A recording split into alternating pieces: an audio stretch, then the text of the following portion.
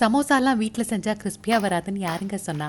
கடைக்காரங்களுக்கே tips கொடுக்குற அளவுக்கு மொறுமொறு சமோசாவை வீட்லேயே செய்யலாம். இந்த வீடியோ ஃபுல்லாக டிப்ஸ் இருக்குது, ஸ்கிப் பண்ணாமல் பாருங்கள்.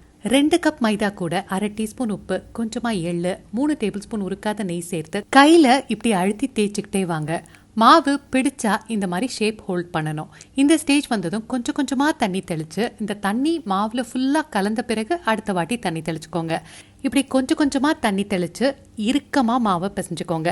இந்த பதம் வந்த உடனே நீங்கள் தொடர்ந்து அடுத்த 2 நிமிஷத்துக்கு மாவை இந்த மாதிரி நல்லா விரிசல் இல்லாமல் கலந்து விட்டுக்கோங்க. மாவு இந்த அளவுக்கு டைட்டாக இருக்கணும். இப்போது இதை எண்ணெய் தடவி மேலே ஒரு ஈரத்துணி போட்டு 20 நிமிஷத்துக்கு அப்படியே வச்சுடுங்க. இப்போ ஃபில்லிங் செய்யறதுக்கு 4 உருளைக்கிழங்க குக்கரில் 4 விசிலுக்கு வேக வச்சு ஒன்றும் பாதியமாக மசிச்சுக்கோங்க. 1 டீஸ்பூன் எண்ணெயில் 8 முந்திரி பருப்பு, 4 பல் பூண்டு, 1 வெங்காயம் சேர்த்து வதக்கிட்டு 1 டேபிள் ஸ்பூன் மிளகாய்த்தூள், 1 டீஸ்பூன் மல்லித்தூள், 1/2 டீஸ்பூன் மஞ்சப்பொடி, 1 கைப்பிடி அளவுக்கு புதினா சேர்த்து இதை நல்லா வதக்கிக்கோங்க.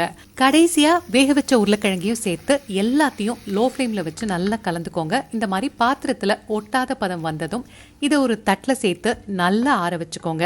மைதா மாவில் கொஞ்சமாக தண்ணி சேர்த்து கலந்து வச்சுக்கோங்க. ஊறின மாவை லேசாக பிசைஞ்சிட்டு கொஞ்சமாக மாவு எடுத்து இந்த மாதிரி அழுத்தமாக விரிசல் இல்லாமல் உருட்டிக்கோங்க. இப்போ இதை நல்லா மெல்லிசா திரட்டிக்கோங்க. இந்த அளவுக்கு மெல்லிசா திரட்டிக்கணும், கொஞ்சம் கூட சுருக்கம் இருக்கக்கூடாது. இப்போ இதை 2 பாதியாக பிரித்து ஓரங்களை மட்டும் இந்த மாதிரி சேர்த்து மடிச்சுக்கோங்க. மேல் பகுதியை லேசாக அழுத்தி இந்த மாதிரி ஒரு ஷேப் ஃபார்ம் பண்ணிக்கோங்க. ஓரங்களை மடிக்கிறதுக்கு இடைவெளி விட்டு உருளைக்கிழங்கு வச்சு மைதா பேஸ்டால் இதை ஒட்டி இந்த மாதிரி கம்ப்ளீட்டாக இதை சீல் பண்ணிக்கோங்க.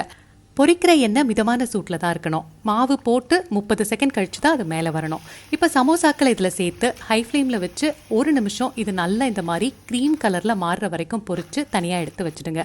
டபுள் ஃப்ரை மெத்தடுங்கிறது எல்லாத்தையும் இந்த மாதிரி பொரிச்சிட்டு அப்புறமா இன்னொரு வாட்டி லோ ஃப்ளேமில் பொரிக்கிறது. இது ரொம்ப நேரத்துக்கு கிறிஸ்பியாக இருக்கும். 2வது வாட்டி இதை எண்ணெயில் சேர்த்து லோ ஃப்ளேமில் 5லேருந்து 7 நிமிஷம் பொரிச்சு எடுத்துக்கோங்க.